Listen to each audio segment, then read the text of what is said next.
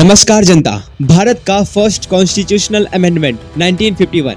दोस्तों 26 जनवरी 1950 को कॉन्स्टिट्यूशन लागू हुआ और सिर्फ एक साल बाद 1951 में पहला अमेंडमेंट करना पड़ा।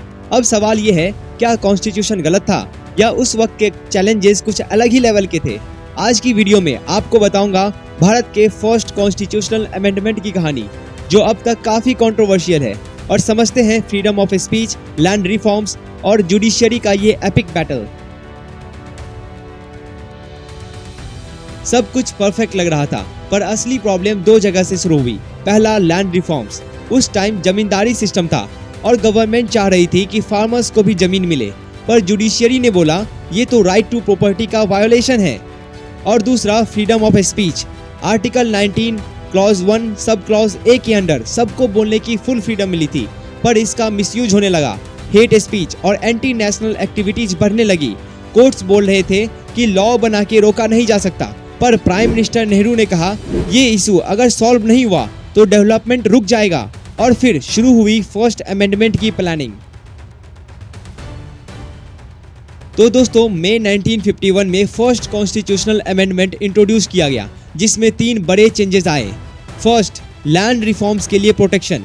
आर्टिकल 31A और 31B ऐड हुआ, जो लैंड रिफॉर्म लॉज को कोर्ट्स के इंटरफेरेंस से बचाता था, यानी जमींदार्स की लीगल चैलेंजेस की कोई वैल्यू नहीं थी। सेकेंड, फ्रीडम ऑफ स्पीच पे रेस्ट्रिक्शंस। आर्टिकल 19 क्लॉज 2 अमेंड किए गए और अब बोलने की फ्रीडम में रेस्ट्रिक्शंस ऐड की गई। पब्लिक ऑर्डर, डिसेंसी, मोरालिटी और स्टेट सिक्योरिटी के अगेंस्ट बोला तो एक्शन होगा। And third, 9th schedule. इस शेड्यूल में लॉज ऐड किए गए जो कोर्ट्स के जुडिशियल रिव्यू से सेफ थे। बेसिकली जो यहाँ ऐड हुआ उसका कुछ भी बिगाड़ा नहीं जा सकता। पर क्या ये डिसीजन सही था? यहाँ कंट्रोवर्सी शुरू होती है। दोस्तों, जब ये अमेंडमेंट पास हुआ तो उस पर काफी क्वेश्चंस उठाए गए। क्रिटिक्स ने बोला कि फ्रीडम ऑफ स्पीच पे रीजनेबल रेस्ट्रिक्शन का मीनिंग अनक्लियर है। कल को कोई भी गवर्नमेंट इसका मिसयूज कर सकती है। और 9th शेड्यूल को लेकर बोला गया कि जुडिशियरी की पावर लिमिट करना डेमोक्रेसी के अगेंस्ट है। पर नेहरू जी का कहना था फ्रीडम बिना रिस्पॉन्सिबिलिटी के एग्जिस्ट नहीं कर सकती, और इस डिबेट के बाद अमेंडमेंट पास किया गया। दोस्तों, ये अमेंडमेंट काफी इम्पैक्टफुल था। सोशल जस्टिस का सपोर्ट, लैंड रिफॉर्म्स ने फार्मर्स को एम्पावर किया और जमींदारी सिस्टम खत्म हुआ।